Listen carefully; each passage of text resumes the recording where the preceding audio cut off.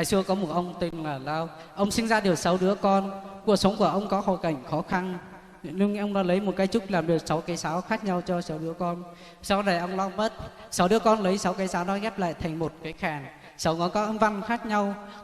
Công dụng của cái kèn là dùng để rước dâu hay văn hóa văn nghệ. Sau đó đã để hòa nhiều tấu với nhau, họ đã là thêm một cây sinh tiền bàn trúc để có âm thanh và chuyên múa cho những ngày hội lớn như lễ hội Gâu Tàu. Sau đây quý vị sẽ được thưởng thức tiếp mục múa dân gian tổng hợp, đó là múa sinh tiền và múa kèn. Xin mời quý vị thưởng thức. Thôn chú mỗi từ giờ hộ trang cử lò, như dù tao cho tụ tu, ham nếu ở này cho nhị hay, nếu mỗi từ xuống trời lù tao cho lú trang,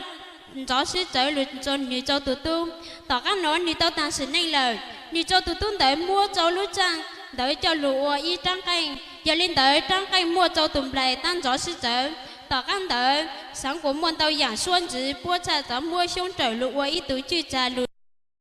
thà đa cùng giờ lên lúc sợi nó tỏ chơi số đời chạy tỏ cha bố ban lụ thà rồi bay say tỏ chơi lúc sợi nó tỏ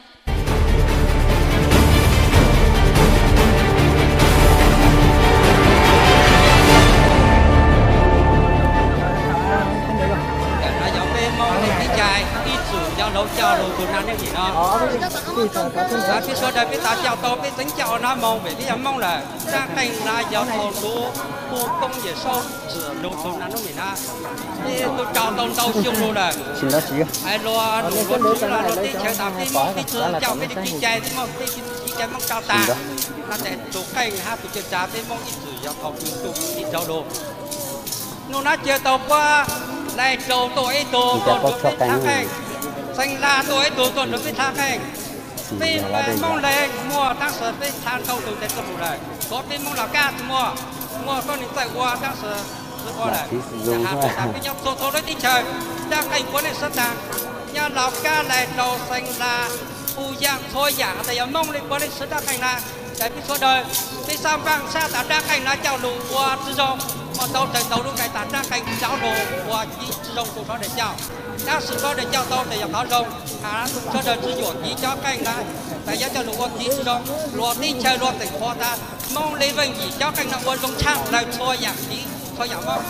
hạt trong số đời tàu đây chỉ dọn chỉ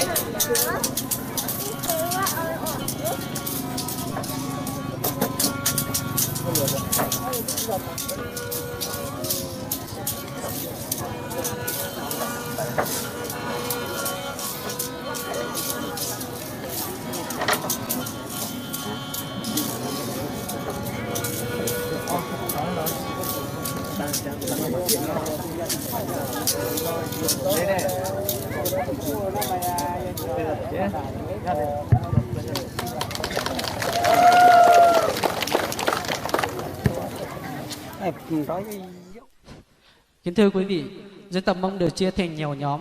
như là Mông đen, Mông trắng, Mông hoa, Mông xanh. Dù là nhóm Mông nào, họ dù sống bất cứ nơi đâu, họ cũng sống gần gũi với nhau, có tinh thần đoàn kết gắn bó với nhau. Sau đây quý vị sẽ được thưởng thức tiếp mục biểu diễn trang phục của người Hơ Mông. Xin quý vị cùng theo dõi.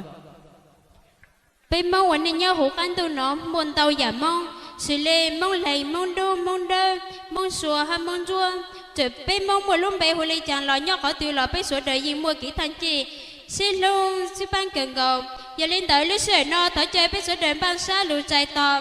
ban sánh đua chủ bên mong lên trồng trò lúc sửa nó tàu thở chơi